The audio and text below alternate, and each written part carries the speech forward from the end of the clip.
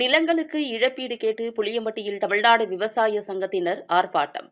நாகர்கோவில், திண்டுக்கல், கோவை வரை தேசிய நெடுஞ்சாலை பைபாஸ் சாலை அமைக்க விவசாய நிலங்கள் கையகப்படுத்தப்பட்டது. கையகப்படுத்தப்பட்ட நிலத்திற்கு சந்தை மதிப்பில் நிவாரணம் வழங்க வேண்டும். நிலுவையில் உள்ள தொகையை உடனடியாக வழங்க வேண்டும். நிலம் கொடுத்து வழித்தடம் இல்லாமல் வாழ்வாதாரத்தை இழந்து நிற்கும் விவசாயிகளின் கோரிக்கையை நிறைவேற்ற வேண்டும் போன்ற கோரிக்கைகளை வலியுறுத்தி பொள்ளாச்சி பல்லடம் சாலை புளியம்பட்டியில் தமிழ்நாடு விவசாய சங்கம் சார்பில் இன்று ஆர்ப்பாட்டம் நடைபெற்றது. தமிழ்நாடு விவசாய சங்கத்தைச் சேர்ந்த அப்பாவு ரங்கநாதன் தலைமையில் நடைபெற்ற ஆர்ப்பாட்டத்தில் தமிழ்நாடு விவசாயிகள் சங்கத்தின் மாநில துணைத் தலைவர் மதுசூதனன் கலந்து கொண்டு கண்டன உரையாற்றினார். தொடர்ந்து ஆர்ப்பாட்டத்தில் கோரிக்கைகளை வலியுறுத்தி விவசாயிகள் கோஷமிட்டனர்.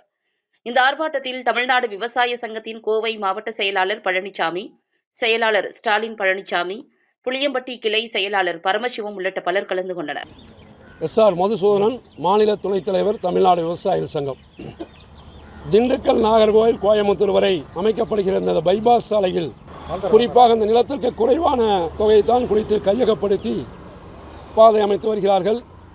தற்போது பாதை அமைப்பதிலும் மோசமான முறையில் தொழில்நுட்பங்களை கையாண்டு விவசாயிகள் அருகாமையில் இருக்கிற தங்கள் நிலங்களுக்கு செல்ல முடியாத ஒரு சூழ்நிலையை ஏற்படுத்தியிருக்கிறார்கள்.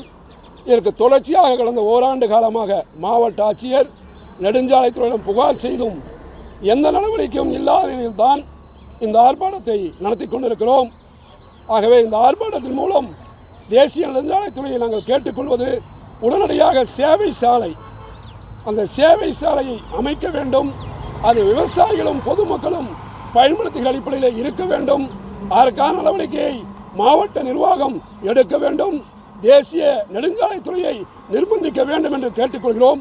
இந்த ஆர்ப்பாட்டத்துக்கு பின்னாலும் நடவடிக்கை எடுக்கவில்லை தொடர்ச்சியான போராட்டங்களை தமிழ்நாடு விவசாய சங்கம் முன்னெடுக்கும் என்பதை தெரிவித்துக் கொள்கிறோம்.